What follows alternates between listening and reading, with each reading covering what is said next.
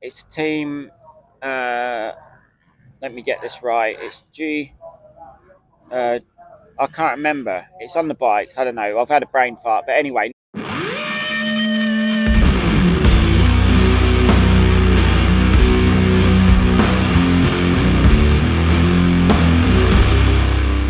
Hello everyone, I'm Tommy Searle. We're here at Foxhill for the first round of Fastest 40, and I'm doing 5 minutes with Fletch. Yes, let's jump straight to the biggest thing. Why did you decide to go to the 250 this year?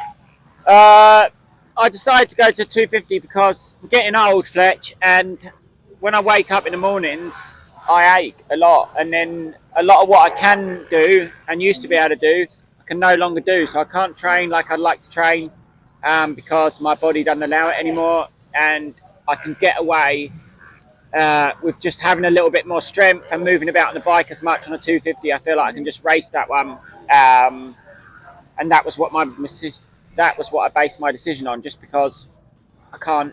Yeah, I'm just not quite strong. I can't move around on the bike because my shoulders, my legs, just aren't as strong as they once was. So, like, what was your pre-season consisting of? My pre-season consisted of a broken thumb, a few weeks back on the bike, and now we're here. So yeah, what are your goals going into the season? Are you looking to go out and win, or are you just looking to go and have fun? A bit of both. I'd like to win. It's more fun when you do win. So if I can win, that would be nice. But I would like to enjoy it as well. And I feel already today, I feel like I'm enjoying it. Sun's out, lovely day. But yeah, it's always nice to win, isn't it? New year, new team. How's that been for you? Good, really good. The team's brand new. It's a team. Let me get this right. It's G. I can't remember. It's on the bikes. I don't know. I've had a brain fart. But anyway, now it's Dirt Store Kawasaki, run by John Gifford, and my old sponsor, GTCI. So he is Dirt Store, and that's how the teams come together. But really nice group of people, friendly team, good atmosphere, no complaints. So Dirt Store is one of the newer companies and the shops on the market, growing very, very quickly. Are you involved in that at all? No, I'm not involved in obviously the day-to-day stuff, but my friend Nick's, who is Dirt Store. So it's a big company and it's growing quickly. Like you said, it is a new company, new shop, online shop that you can get all sorts from their gear, bike parts, and they're stocking most of the things you can find out there. So great store, great online store. So if you can support that, support it, because just nice to have new people in the sport that are putting money in as they are, and be nice if we can all support it. So if you could choose one bike, one track from any era, what would that be? Like your dream day. You get to do it for one day. It can be a bike you've ridden before. Tricky. Or it can be a bike you've never ridden. I don't know. I actually did really enjoy riding that 252 stroke here at the VMXdN. So that's up there on the list of days that I enjoyed and had fun on. Races weren't too long either, so that made it nice. Tricky question, Fletch. You might have to come back to me on that one another day. So obviously, late 2000s, went over to the States. You're pretty young then. How was that? Yeah, I was very young. I was 19 when I went over there, so almost too young, because you're very naive to a lot of things. But I moved out there, had some of the best times of my life, best memories, although it feels like a lifetime ago that I went out there and done that. But I wouldn't change it for the world. Me and Ed went out there, lived the California dream, as they say, and it really was. When you look back, it was mad that we'd done it so young. Our parents weren't there. We were just out there racing, enjoying life. Had a house on the top of a hill, looking over the city. Nice pool, little blacked out truck. I thought I was balling out there. So when you first moved there, did you think you were going to move there full time, just race there full time, or you were only going there for like 1 or 2 years? Yeah, I didn't know really. I mean, I guess if everything had gone to plan, I would have stayed there, but then I wouldn't change it now for the world, because you come back and different things happen, don't they? I wouldn't be where I am today. don't know whether I'd still be racing. I wouldn't have the family, so I wouldn't change anything for the world. But when I moved out there, yeah, I probably thought I would stay out there. Even when I come back, the goal was to go back out there after. I was just going to come back, race a season of World Championships, and then I was going to do Supercross again the following year with Pro Circuit. So that wasn't my intentions when I actually stayed back here. It was always to do a season of World Championships and go back out. So obviously your 2012 season, very, very good. You had some good battles with Jeffrey. Would you say it got a bit heated at times? Or would you say off track you were friendly? No, we definitely weren't friendly at that time. Now we're friendly, but back then it got heated most weekends. But when I look back, it was one of the best weekends or best years of my career.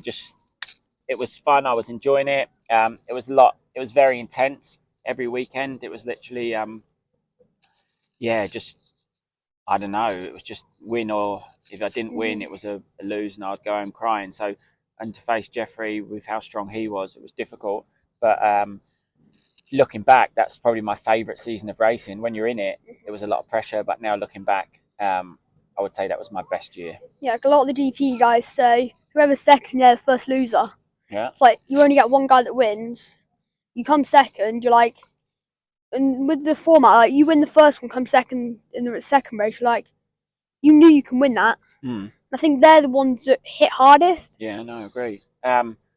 Yeah, it's like you say, there's only one person that normally goes home happy, especially at GP level, and that's the bloke that wins, because you've probably got 10 people there almost expecting to win. So, but that is the sport. Unfortunately, there's a lot more lows than there is highs when you get to pro level in motocross. It's you're always fighting to get those good results, but unfortunately, very, very few riders are there every weekend winning, and very small percent. So you have to take a lot of the losses with the wins. Unfortunately, that's all part of the sport.